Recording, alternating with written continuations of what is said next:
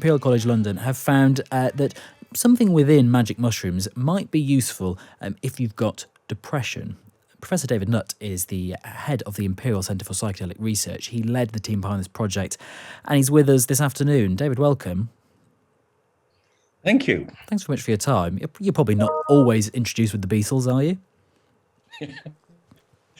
First time for everything. People say it's the greatest album ever, and almost all the songs have some psychedelic innuendo. So, it's an example, I think, of how people have turned to these drugs in the past for creativity. Yes.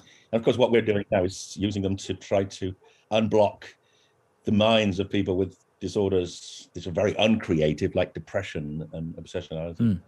And just explain for us exactly what we're talking about, because it's not magic mushrooms entirely in themselves. It's something that you can find within them. Is that right?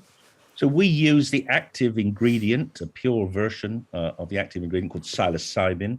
But of course, a lot of people use magic mushrooms. I mean, they work in a very similar way. But as scientists, it's important we know exactly how much drug we're giving. It's a bit hard to quantify what's actually in the mushroom itself.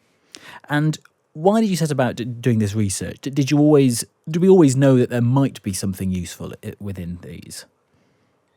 Yeah, there are two reasons, really. The first is that in the 1950s and 60s, there was an enormous amount of interest, particularly in LSD as a therapy for psychiatry, because at that time, there were actually no treatments. The modern treatments in psychiatry didn't emerge till the late 50s.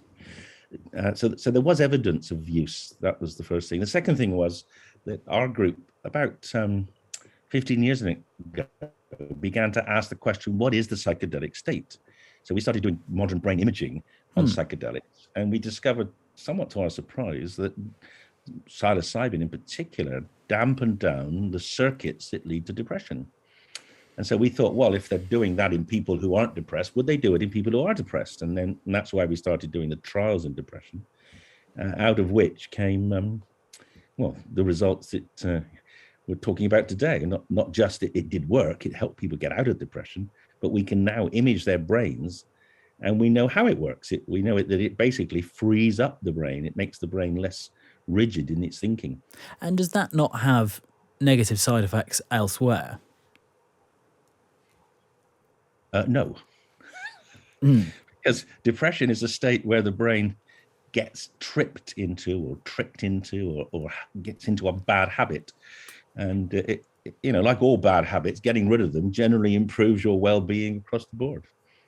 And so in terms of the success of the trial, you obviously seem very excited about the things that you've been able to demonstrate with it. I wonder, did it work for everybody, and did it work with enough people to the extent that it would be useful to prescribe in the future? Yes, I mean, there are two things, and there's two things to say about it. The first is the first trial was in resistant depression.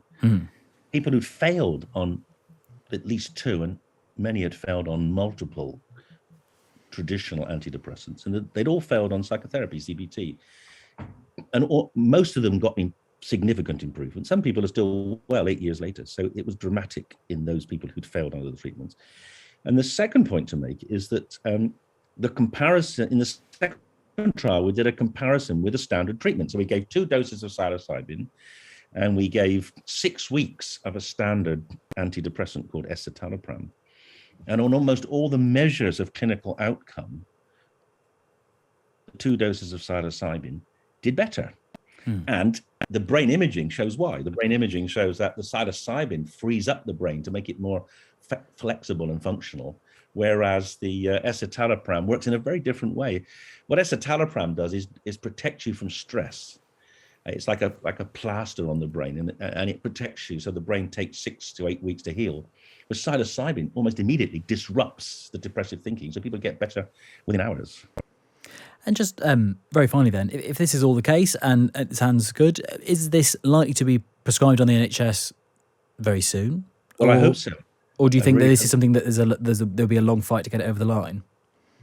No, there's quite a lot of interest now, a lot of campaigning now to try to get the psilocybin available, certainly on a named patient basis for people with resistant depression, because the evidence is really quite strong. But there are companies also trying to develop psilocybin as a medicine in a more traditional way. So I'm pretty comfortable that within a few years it will be available as a medicine for people in whom other treatments have failed. Thanks for your time. That's Professor David Nutt, head of the Imperial Centre for Psychedelic Research.